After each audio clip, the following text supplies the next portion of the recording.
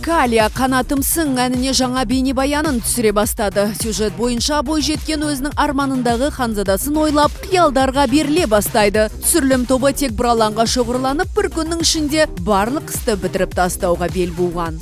Осы бір күнге бәрін сыйдырып түсірейін деп жатырмыз. Осы бір жерде мен сондай романтичный қыз боламын.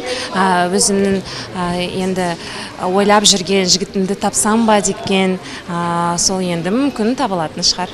Калияның арманындағы ханзаданың рөлін сомдау актер Мақсат Жақыпқа бұйырды. Бұл жігіт әншінің жүрегім сен деп соғады бейнебаянына түскен болатын. Бұл жолы оның экрандағы образы мүлдем өзгеше болмақ.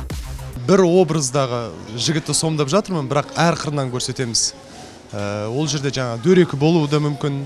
Ол жігіт жақсы жағынан да көрсетеді өзін, бай жігіт ретінде көрсетеді.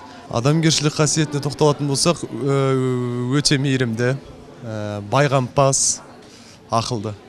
Бейнебаянның режиссері Катерина Суворованың айтуы бойынша Калиямен жұмыс жасау өте оңай әрі қызықты. Себебі ол жұмысына толығымен беріледі, ал видеоның өзіндік бір ойландырарлық идеясы бар.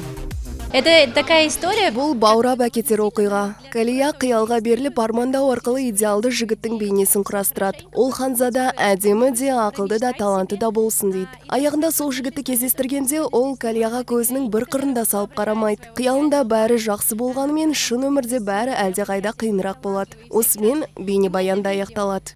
Калия бейнебаянда көрермен алдына 3 образда шықпақшы. Толық нұсқада қалай болатынын жаңа жылдың алдында тамашалай аласыздар.